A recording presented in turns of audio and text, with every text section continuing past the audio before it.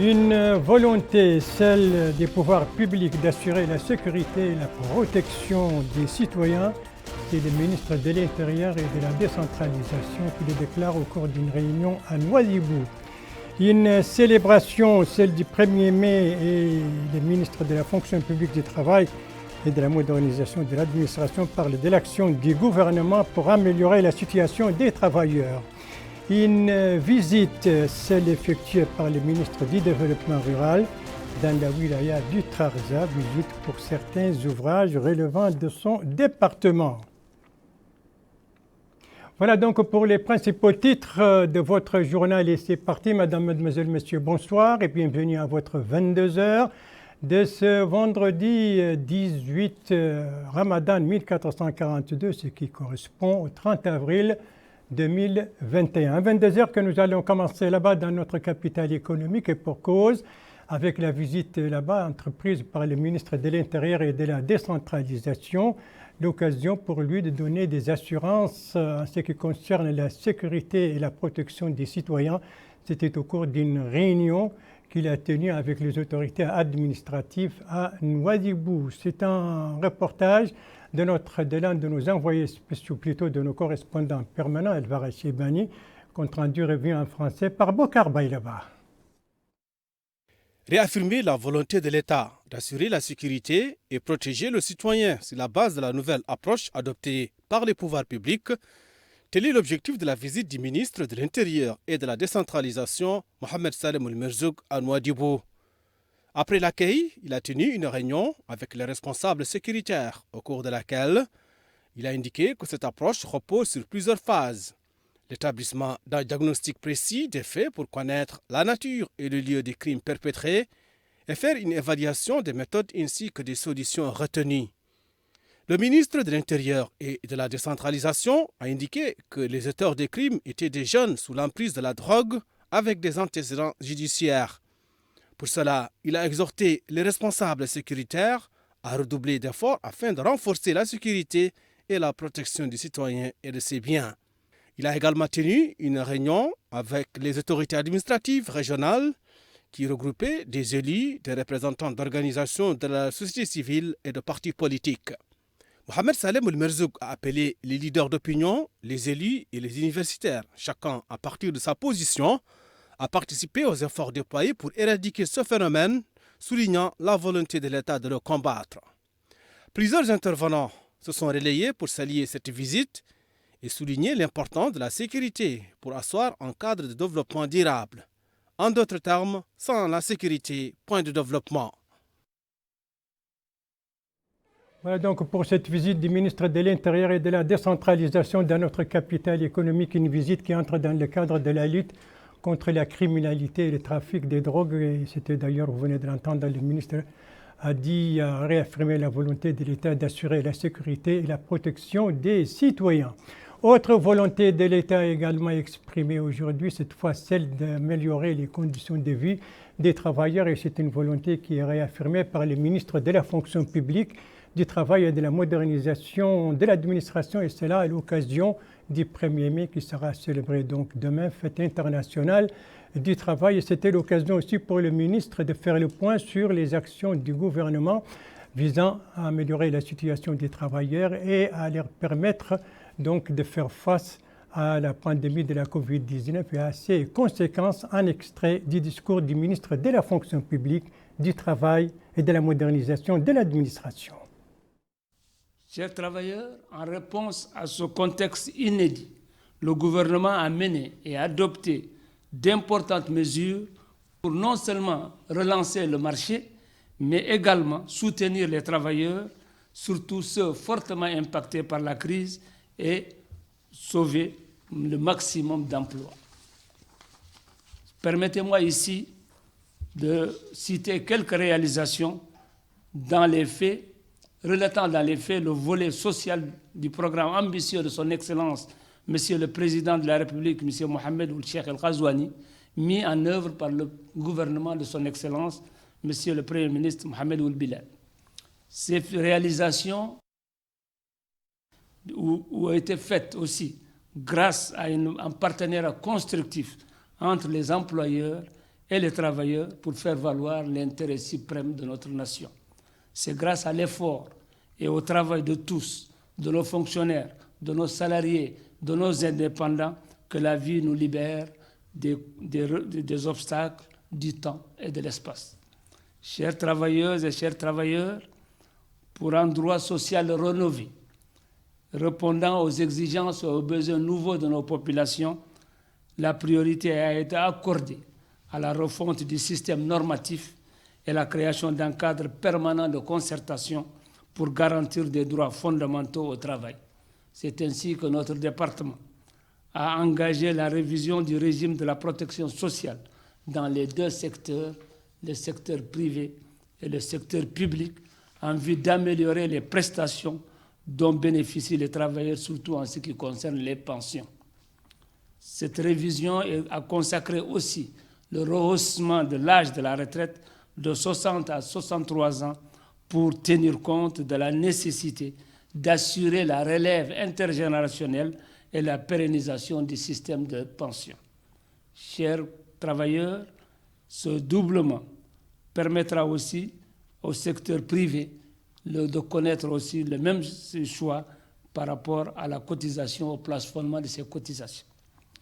Il a été aussi décidé de lancer la révision globale de la loi 76-039 portant création du régime de sécurité sociale pour l'adapter aux évolutions socio-économiques de notre pays.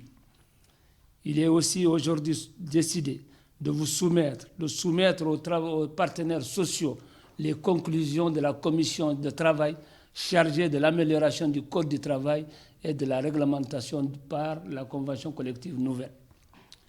Chers travailleurs, le département du travail et de la fonction publique a entrepris aussi la révision de la loi générale 93-09 portant statut général de la fonction publique et agents contractuels de l'État pour tenir compte des évolutions institutionnelles en matière de décentralisation, administration territoriale et bien sûr de l'amélioration des conditions de vie et de ressources de nos fonctionnaires. Pour une meilleure gouvernance sociale, le Conseil national, le dialogue social a été restructuré en vue de créer des conditions de relations confiantes avec les partenaires et amorcer enfin la mutation qualitative du modèle de relations professionnelles et interprofessionnelles dans les négociations que nous connaissons. Le chronogramme relatif à la représentativité syndicale pour bâtir enfin un système crédible, juste de dialogue social vous sera soumis sous peu. L'amélioration, bien sûr, est une nécessité. L'amélioration des prestations de l'Office national de la médecine du travail et la réorientation de ces missions à plus de prévention afin de lutter en amont contre les risques professionnels dont bénéficient nos travailleurs et dont peuvent être victimes beaucoup aussi de travailleurs. Voilà, donc c'était le ministre de la fonction publique du travail et de la modernisation de l'administration à l'occasion du 1er mai qui sera célébré demain, Fête internationale du travail. Et la journée généralement est marquée par deux activités essentielles, à savoir les défilés des différents syndicats, centrales syndicales, et l'autre événement, c'est la présentation des cahiers des charges, des cahiers de doléances des différentes centrales syndicales. Tout sera demain. Et bien sûr, ces cahiers seront présentés au ministre du tutelle, en l'occurrence, c'est le ministre de la fonction publique du travail et de la modernisation de l'administration que nous venons de suivre. Eh bien, son collègue du développement rural, lui, était hier à Rosso pour une visite d'information. Il a visité des ouvrages relevant de son département dans la wilaya du Tararza. C'est un reportage de notre correspondant permanent là-bas, Abdallah Yisrim, dont le compte-rendu est revu en français par Abdoulaye Demeba. Le ministre du Développement rural, Dioul Sène, a visité ces 3 périmètres de terres cultivables qui ont été aménagés au niveau de la commune de Jidrel Morgan. Ces terres cultivables ont été aménagées dans le cadre du programme du président de la République se rapportant à la campagne agricole 2020-2026. Il a sur les lieux reçu des explications détaillées sur le travail effectué. Dioul Sène a affirmé que les travaux de ces ouvrages ont été lancés en janvier 2020. Il se réjouit aussi de la réalisation de ces différents ouvrages. Il a en outre affirmé que les bénéficiaires vont tirer profit de ces terres, chacun se limitant à la surface qui lui est dédiée. Un comité, indique-t-il, va être mis en place dans lequel les citoyens vont siéger et exprimer leurs doléances et l'administration va statuer. Diwoulzen s'est pareil rendu au sein de ces différents périmètres cultivables afin de s'enquérir de l'évolution de ces travaux. Il a en outre échangé avec les agriculteurs. Par la suite, il a visité la ferme d'Empourier où il s'est enquis des travaux de réhabilitation de la station de pompage de cette ferme. Cet employé souligne que le travail qu'ils effectuent est presque arrivé à terme. Il a en outre remercié les citoyens qui ont eu à collaborer avec eux dans le cadre de l'exécution de ces ouvrages. La visite donc au Trarza du ministre du Développement rural, c'était hier, une visite qui a coïncidé d'ailleurs avec une session de formation organisée par son département à Rosso, une session de formation relative aux semences. Sur les résultats de cette session de formation clôturée aujourd'hui, un reportage de l'un de nos correspondants permanents là-bas, Abdelwadoud Sidena, le compte rendu revu en français par El Haj Abdelladdin. Des jours durant, les acteurs de la filière sémencière ont suivi des formations techniques variées animées par des experts et des ingénieurs relevant au département du développement rural. Ces formations vont permettre aux représentants des entreprises sémencières d'acquérir des compétences en matière de production des semences et d'observer sa qualité. Monsieur Ahmed Babaoul Nakra, directeur de la promotion des filières et de la vulgarisation agricole, a souligné que la discussion fructueuse avec les représentants des entreprises sémencières a permis la fusion de 22 entreprises dans le processus de production des semences. Les participants à cet atelier ont demandé au département de disponibiliser les semences qui constituent des éléments indispensables pour la continuité de l'agriculture. Ils ont également appelé les autorités d'organiser régulièrement ce genre de rencontres qui regroupent des experts capables à apporter des solutions aux problèmes agricoles. Les acteurs de la filière sémencière aspirent voir les recommandations traduites en mesures concrètes, ce qui devrait changer la situation de l'agriculture vers le mieux. Voilà, notre page Ramadan maintenant a commencé par cette cérémonie d'iftar organisée hier soir dans la Muqata'a de Riyad, dans la wilaya de Nouakchott Sud. Et c'est le Mazef qui organise cet iftar en l'honneur au profit des familles nécessiteuses des 3 wilayas de Nouakchott. Et c'est la ministre des Affaires sociales, de l'enfance et de la famille qui a supervisé cette cérémonie. Et c'était en présence de 2 de ses collègues, à savoir celui de l'hydraulique et de l'assainissement et celle de l'habitat, de l'aménagement du territoire et de l'urbanisme. Melika Nakli. En ce mois béni du Ramadan, les valeurs de solidarité et d'entraide prévalent. C'est dans cet esprit qu'un iftar a été offert à des familles de la Muqata'a de Riyad. La cérémonie a regroupé des familles nécessiteuses. L'iftar a été organisé par le ministère des Affaires sociales, de l'enfance et de la famille en collaboration avec la commune de Riyad. À cette occasion, le maire de Riyad, M. Abdallah Idriss Khan, a expliqué que cette cérémonie, qui vient en ce mois sacré, est considérée comme une bonne tradition que le ministère des Affaires sociales a instaurée dans cette commune, qui connaît une forte densité de population. Il a fait observer que le choix de ce jour n'était pas fortuit, car il coïncide avec l'anniversaire de la grande bataille de Badr, qui est la première bataille de l'islam et qui a fait la différence entre la lumière et l'obscurantisme et permis de constituer le premier noyau de l'État islamique. Le maire a déclaré que cette cérémonie, au cours de laquelle un grand rassemblement d'habitants de différents quartiers de la Muqata'a de Riyad s'est tenu, contribue au rapprochement entre les habitants de ce quartier et à l'ancrage des valeurs de solidarité et d'entraide. Au cours de la cérémonie de l'iftar, le professeur juriste Bouna Omarli a présenté une conférence sur la grande bataille de Badr, qui est la première bataille de l'islam. En marge de l'iftar, la ministre des Affaires sociales, de l'enfance et de la famille, Mme Nahamit Harouna Oulcher Sidiya, s'est vue offrir un cadeau de la part des associations féminines de Riyad de lutte contre le chômage en remerciement aux efforts déployés par le ministère en direction des franges défavorisées de la population.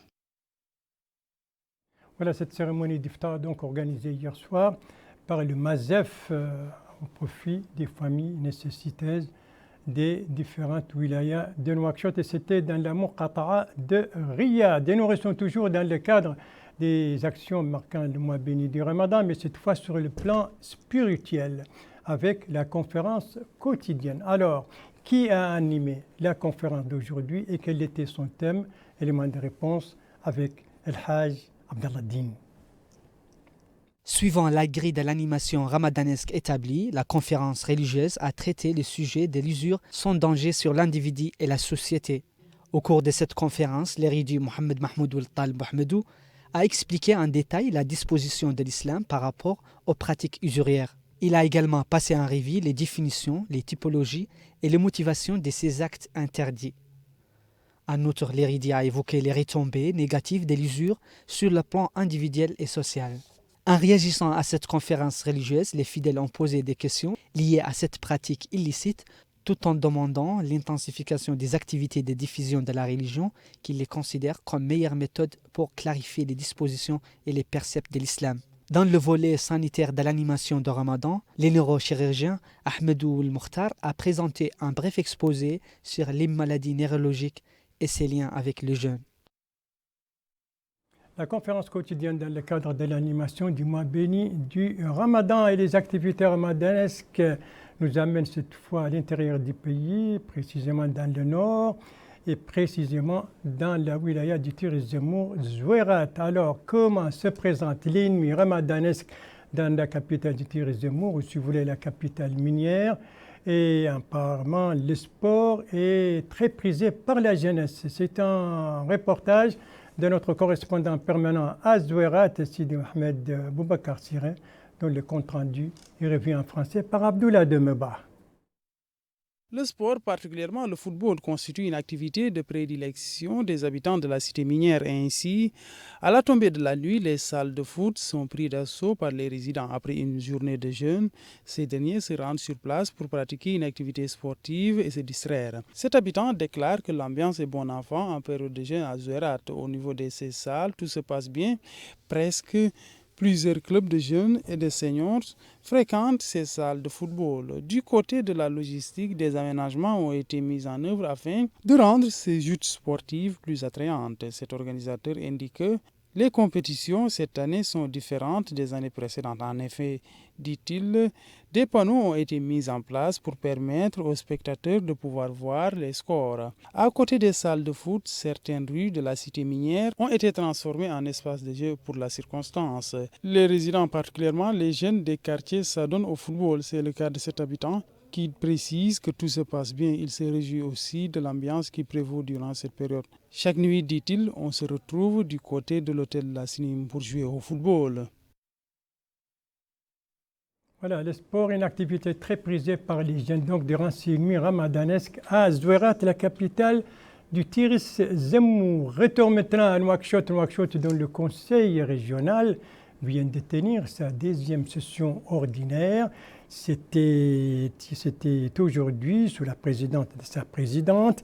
La réunion a permis de discuter du rapport général sur les activités du Conseil entre ces deux sessions. D'autres points étaient également à l'ordre du jour, dont notamment les activités culturelles et sociales entreprises par le Conseil ou encore la participation à la 93e session du bureau de l'Association des maires francophones ou encore à la réunion de l'Amicale internationale des organisations francophones au Maroc. La réunion a également discuté des activités entreprises par le Conseil en collaboration avec les élus locaux. Parmi les activités du Conseil, bien entendu, cette campagne anti-moustique qu'il vient d'entreprendre, coup d'envoi aujourd'hui, qui a donné le coup d'envoi et comme la durée de cette campagne, qu'est-ce qu'on va pulvériser? Élément de réponse avec Bokar Baïleba. C'est parti pour la campagne de lutte contre les moustiques, englobant les 9 Moukata de Nouakchott. Le coup d'envoi a été donné par la présidente du conseil régional de Nouakchott, Fatimata Bint Abdelmalik. Cette campagne de 10 jours vise à pulvériser les réservoirs de moustiques et désinfecter les mares en vue de protéger les citoyens des maladies transmises par les moustiques et autres insectes, notamment le paludisme. Les responsables de la campagne soulignent que les insecticides utilisés ne représentent aucun danger, ni pour les humains, ni pour l'environnement. D'où la nécessité de désinfecter les latrines domestiques. Mokhtar Mohamed Lemrabot est le coordinateur de la campagne. Il explique que plusieurs équipes sillonneront toutes les Moukata pendant 10 jours afin de pulvériser les zones censées abriter des nids de moustiques. Il précise que cette campagne de pulvérisation des moustiques ne touche que les espaces publics. Concernant les domiciles, l'opération doit être exécutée par les propriétaires. En définitive, la lutte antivectorielle met en place des barrières chimiques afin d'agir sur les formes larvaires et adultes du moustique. La campagne anti-moustique entreprise donc par le Conseil régional de Nouakchott, elle a commencé hier, elle doit durer 10 jours et doit toucher les 9 muqata'a de Nouakchott. Page médicale, bien entendu, actualité oblige, elle est consacrée à la Covid-19 et à l'évolution de sa pandémie durant ces dernières 24 heures. On va voir les derniers chiffres enregistrés par les services compétents de la santé. Vous le voyez, 0 décès, 18 guérisons et 25 nouveaux cas. Et le cumul des cas depuis le début de la pandémie, 18 402 nouveaux cas de contamination, dont 17 687 guérisons et malheureusement 455 décès. Voilà pour le Covid, on y reste avec la situation donc, de la pandémie à l'intérieur du pays, et notamment dans la wilaya de Gidi Maha, l'évolution et la disposition prise là-bas pour faire face à l'évolution de cette pandémie. C'est un reportage de l'un de nos correspondants permanents dans la wilaya, Mohamed Ali Saleh, que le compte-rendu est revu en français par Melika Naqli. C'est dans le cadre de la stratégie régionale mise en place suite au cas de coronavirus dans la wilaya du Gidi Maha que le wali, M. Sidi Taïb Mohamed Mahmoud, a effectué une visite à l'unité réservée au Covid au sein de l'hôpital régional de Selibabi. Il a reçu d'amples explications de la part des responsables sur ses capacités, les équipements et les insuffisances enregistrées afin que l'unité soit totalement opérationnelle. Le wali du Gidi Maha s'est également enquis de l'état d'avancement de la campagne de vaccination contre le Covid-19 qui est effectuée au niveau de l'hôpital régional de Selibabi. Le staff médical et les malades atteints de pathologies chroniques sont les premiers bénéficiaires de cette campagne de vaccination. Le wali indique qu'il y a effectivement une augmentation des cas de personnes atteintes du Covid, mais sans complications à l'heure actuelle. La plupart des cas sont asymptomatiques. Je lance, dit-il, un appel à tous les citoyens afin qu'ils respectent les mesures préventives afin de se prémunir de la pandémie. Le wali du Gidi Maha a présidé une réunion de sensibilisation avec les imams de Selibabi. Il leur a demandé de faire respecter les mesures préventives au sein des mosquées et de mener des opérations de sensibilisation en direction des populations afin que le nombre de personnes atteintes n'augmente pas. Voilà donc pour la situation de la pandémie de la Covid dans la wilaya de Gidi Maha et les mesures prises, les dispositions prises donc pour faire face. Activité maintenant des associations avec ce colloque sur la bataille de la résistance durant le mois du Ramadan. C'était hier, ce colloque à Nouakchott, colloque organisé par l'Association nationale pour la commémoration des actes d'héroïsme de la résistance nationale. L'occasion pour les directeurs de l'action culturelle au ministère de la Culture, de l'Artisanat et des Relations avec le Parlement de souligner l'importance de commémorer les victoires et les sacrifices des résistants pour la défense de la patrie. Et de son côté, le président de l'association a donné comme exemple de ces batailles celle de Nimlan, l'une des plus importantes avec participation des femmes. C'est une première dont l'anniversaire coïncide avec les 17 du Ramadan. Autre activité, autre association, on va voir les images. Cette fois, c'est Besme et ML, autrement dit Sourire et Espoir, avec Ayadi Mouhsinine, des mains généreuses. Et ces deux organisations ont organisé une cérémonie d'iftar, rupture du jeûne, c'était hier soir, à Nouakchott, au profit d'une centaine de récitants et récitantes du Saint-Coran. L'occasion pour les responsables des deux associations de souligner l'importance d'une telle initiative, surtout durant ce mois béni du Ramadan. La cérémonie a été marquée par plusieurs interventions des cheikhs et ulama, interventions qui ont tous insisté sur l'importance d'encourager les nouvelles générations à réciter le Saint-Coran. Voilà. C'est sur cette opération d'iftar organisée par ces deux associations que se termine ce journal. Merci à vous, Madame, Mademoiselle, Monsieur, de l'avoir suivi. Merci bien entendu aux équipes rédactionnelles et techniques qui ont participé à sa conception. Je vous en rappelle les principales informations. Ici, c'est la visite du ministre de l'Intérieur et de la décentralisation à Nouadhibou. C'était aujourd'hui l'occasion pour lui, au cours d'une réunion, de réaffirmer la volonté de l'État d'assurer la sécurité et la protection des citoyens. Ici, c'est le ministre de la fonction publique, du travail et de la modernisation de l'administration, son discours à l'occasion du 1er mai qui sera célébré demain, l'occasion pour lui de parler de l'action du gouvernement en vue de l'amélioration des conditions de vie des travailleurs. Et ici, c'est la visite au Tarza du ministre du Développement rural. Il a visité différents ouvrages donc en réhabilitation qui sont déjà réalisés et qui relèvent de son département. Et je vous rappelle également, bien entendu, les mesures préventives très efficaces vis-à-vis de la Covid-19, à savoir le lavage permanent des mains avec de l'eau et du savon, surtout si on sort de la maison et si on y retourne. Bien sûr, rester à la maison si ce n'est pas par nécessité. Bien sûr, l'utilisation du masque et bien entendu le respect de la distanciation sociale, au moins 1,50 m par rapport aux autres. Votre santé est entre vos mains. Prenez soin de vous pour vous préserver et pour préserver les autres. Et si vous aimez vos proches, eh bien, pas d'approche et pas non plus de reproche. Et sur ce, je vous souhaite une très, très bonne fin de soirée, une très, très bonne fin de semaine. Et je vous donne rendez-vous, Inch'Allah, demain à la même heure, 22h. Bonsoir.